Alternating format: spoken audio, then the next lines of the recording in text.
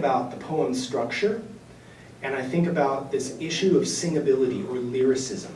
And there are several elements in each of these categories, and I'd like to go through them. Every poet has their own methods, and I encourage you to try different things. You'll find what works for you. I'm happy to share what works for me, and maybe it'll work for you. I hope it does. Thinking about structure of a lyric poem. What makes a lyric poem different than a regular poem, or a poem, or I don't even know what to call it. Is it lyrics? Is it a poem? Is it a lyric poem? It doesn't matter. Think about the American classic songbook, right? Those songs have a verse and a chorus, and verse 2 and a chorus, and then there's a bridge, which is usually the same metrical structure. It's actually verse 3, but it's set differently in a different meter, or they go to the minor key or something like that, and then they come back for the final verse and the final chorus, and maybe a repetition of the chorus.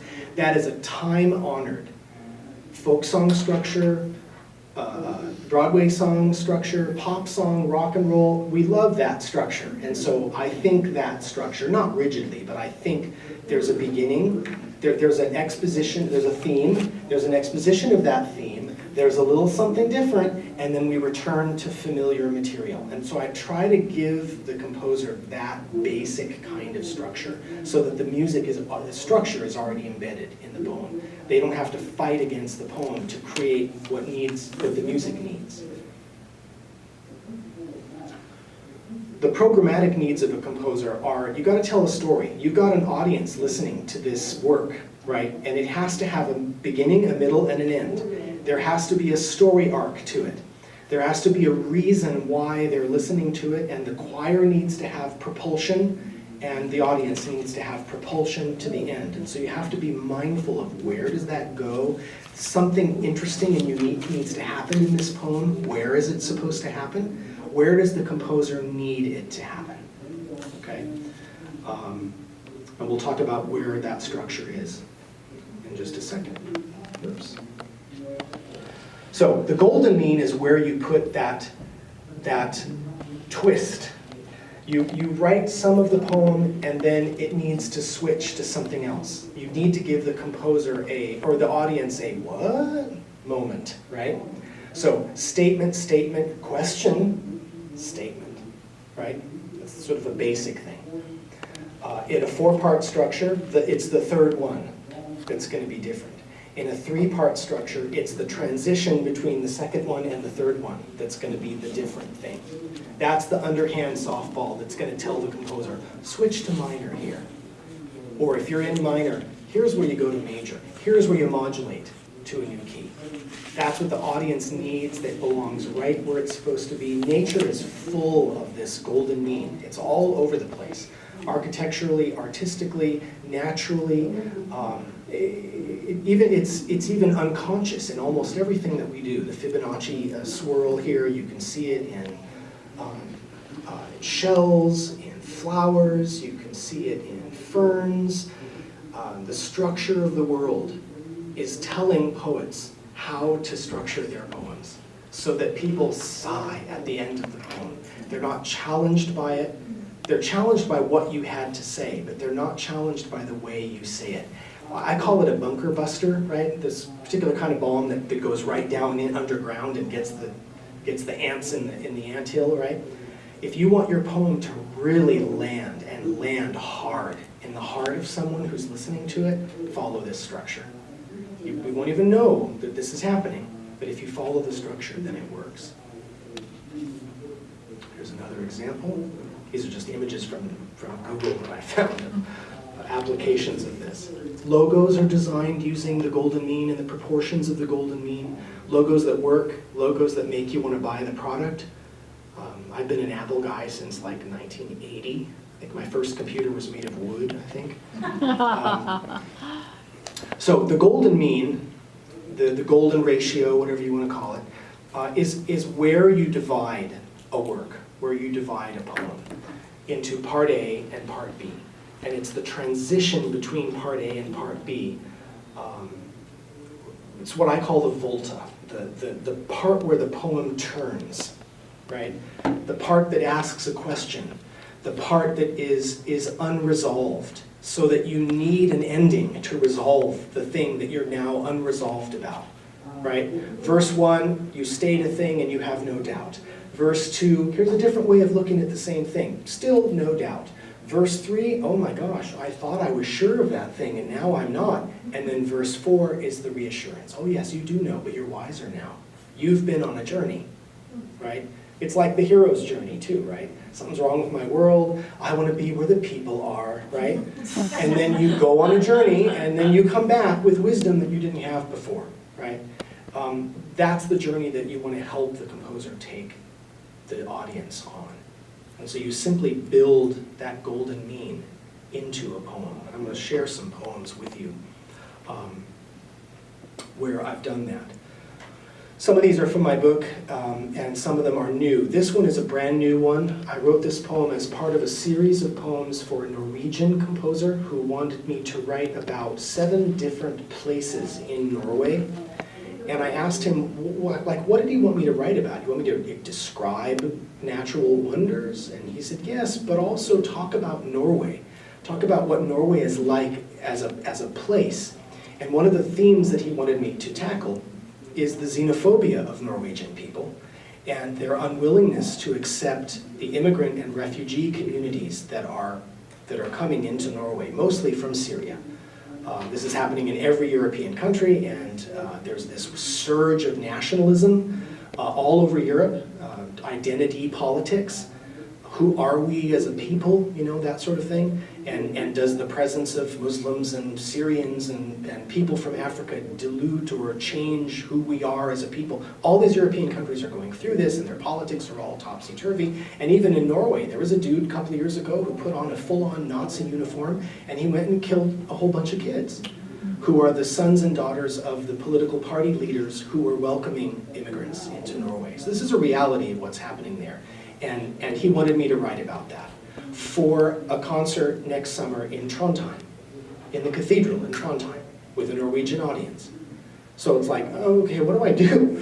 Do I write this finger-waggy piece yelling at Norwegians for being xenophobes? Well, anyway, this is what I came up with. I imagined this.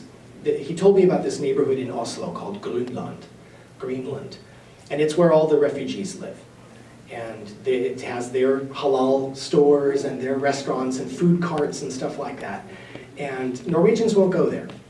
They're convinced that it's crime-ridden or that it's slummy or whatever. And he wanted me to write about that place. And so I chose the idea about spices, and that they're here to share the spices of their home with their new friends. And they've set a table, and won't you come and eat with us? That's basically what the poem was. So it's benign, but it says what it needs to say, I think. That's another process that I go through. You have to scrub your poem to make it more universal, so that the audience can attach their own stuff to it. Whatever it is they need the poem to be about, it needs to be generalized enough that you hear Grunland and you think about that neighborhood in your own town where you're afraid to go. Or you think about that neighbor who's different that you might not have talked to or introduced yourself to. So the first stanza begins with spices, the second stanza begins with spices, and then the third stanza, it's the same structure, but now it's about what they left behind: warfare, helplessness, poverty, hunger. So I'm kind of forcing the composer to do something different in that stanza, to have a darker quality about the musical setting, because that's where it needs to be. And so this composer will thank me, saying, oh, it's just right, exactly where I need it to be. And if the third stanza had been all happy-clappy, it wouldn't work as a piece. They wouldn't choose this poem. And so I'm trying to make it into the kind of poem that they need, the structure that they need.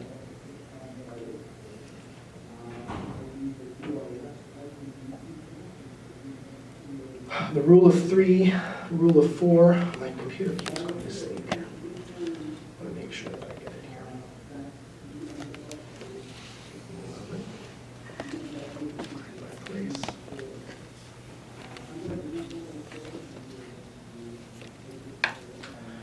The rule of 3 is like It's Johnny Carson's old rule of never tell the same joke 3 times, or never get no more than 3 laughs out of the same joke, and then you're beating it. It's bad. And so the rule of 3 for me is no more than 3 of something in a row. Anaphora is a beautiful technique for poetry, and it's beautiful to sing, and it gives momentum. An example would be, I have a dream today that one day blah, blah, blah. I have a dream today that blah, blah, blah. I have a dream. The 3rd time is you've given the composer the crescendo that they need, but don't give them a 4th one. They're not that many Fs, right? Fortissimo is fortissimo. They gotta come back at some point. So I try not to violate the no more than 3 of something in a row.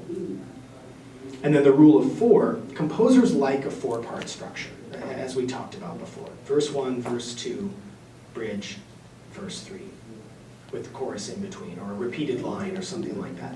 It's always good to give a composer a line that can be taken out and repeated all throughout the poem. Either the first line of it or the end of the first stanza becomes a kind of repetitive gesture so that they can come back to that motif. If you're mindful of what they need, then you can build that into your poem. And then finally, you want to give them the unexpected. Something that's challenging, that is wondrous, that makes you wonder. And that's often that volta moment, where if you're making if it's a poem that's about statements, then you ask a question. And you can leave it unresolved, or you can resolve it in the end. That's sort of the unexpected thing. Especially if you've done thing 1 in this way, then you do thing 2 in the same way. The audience is lulled into thinking, oh, I know what's coming. And then, what? It didn't pan out the way I thought it would. Then they lean forward, and then they're listening.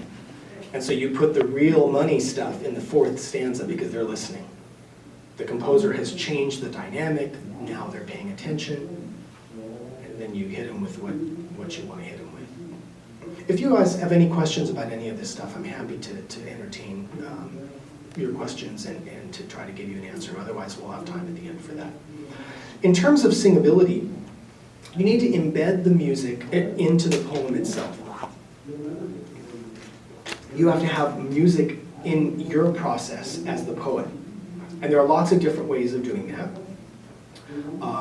I always chant as I write.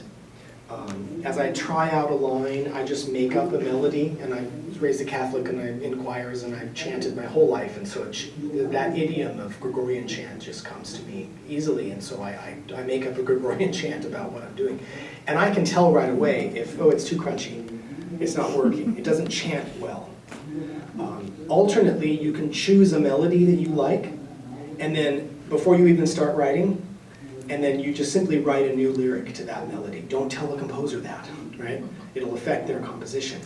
But it gives you a musical underpinning to then wipe those lyrics away and write a new thing. Hey, it worked for sleep, so I'm going to do it again. So I do that very often. I've got a couple of examples. This is a poem I wrote. It's in the Silver Thread book. This was for a Shakespeare festival, and they wanted something madrigal-ish, but new. And so I decided that Queen Elizabeth I was a great inspiration for many poets, and as a historian of that period, I love Queen Elizabeth I, and I think she's kind of a cool figure. And so I wrote this poem basically from the perspective of a poet during the Elizabethan age about her as an inspiration. But Eric, the composer, he's like, yeah, and all these Renaissance madrigals to Elizabeth, they all ended with, hey, long live Oriana, but he wanted a sonnet. And so I tried to tell him the sonnet only has X number of lines, and long live Oriana isn't an iambic pentameter, so it can't be a Shakespearean sonnet. So what I did, I don't know if you can see, but there's an acrostic. It says, "Hail, fair Oriana." So that last line is embedded in the poem, and the composer can use it if he wishes, and he did. But it doesn't break the Shakespearean sonnet structure. Her sacred spirit soars o'er gilded spires and breathes into creative fires of force. I'm just making this up. In well-tuned chants and chords of countless choirs lives ever her immortal shadowed source. From age to age the rolls of poets grows, and so on, right? Revealing insights deep and thoughts profound. And then we need something different. And what does a chant do at that point? Oh, shall Cecilia, right? So the monks know what to do. They know when they're bored and they need a new motive, right? So that's when the chant goes to the next line. And so chanting it helps to know when to change, when the volta is necessary, and also whether it's flowing through your mouth. Another thing that I like to do is just pick a melody. This was for the composer Dan Forrest. He wanted a goodbye anthem to give to the KU choral program. He was a composition student there several years ago. And so, the Oriad farewell, it's how do I approach this? What do I make this poem about? I started with the English folk song Barbara Allen. In Scarlet Town where I was born, there was a fair maid dwelling, made every youth cry well a day. Her name was Barbara Allen, right? I didn't tell Dan this. The time has come to say farewell, and though my heart be heavy, I promise still to remember ye. Ye know we say farewell, right? So I had that in my head while I was writing, and that gave me a skeletal structure, like the ghost heart that the author was talking about this morning. That became the ghost heart that I could then fill it with the DNA of my own poem. So embed the music in by singing what you're writing and making sure that it sounds good, that it feels good in your mouth. There's umami there. Be mindful of time signature or beats per measure. And I often, snap, and it can be da-da, da-dee, da-dum, ba-dee, da-da, right? Or it can be da-da, da-dee, da-da-dee, da-dee, da-da-da, right? If I'm going for 5 beats per line, it doesn't, I can add eighth notes and things like that. There can be more syllables in the line than there need to be. Lots and lots of lyrics do that. It doesn't need to be rigid structurally. You can alter the number of syllables as long as the number of beats per line in a metrical sort of poem, if that's what the composer wants. Sometimes they want something that's all wacky and completely structureless. That's the kind of piece that they want to write. Think of the number of bars per phrase. Usually it's 4 bars for a phrase. And so how are they going to set this stanza? Or is your stanza got so many beats in it that they're going to have a melodic motive for the first 2 lines of the stanza, and then they're going to have to repeat the melodic motive for the second 2 lines. You want to give them the tools they need, but you don't want to force their hand. So if you're mindful of that kind of structure, especially if you know music or if you sing, if you're familiar with how song structure works. Think too of vowel placement. Choirs can sing ah, they can sing o, they can sing oo, they can sing eh, but they can't sing e. So I try to never end a line of poetry with an e vowel, the e sound, because the composer will go, oh, and then the director will see it and they'll go, oh, that's 2 weeks worth of rehearsal right there. Trying to get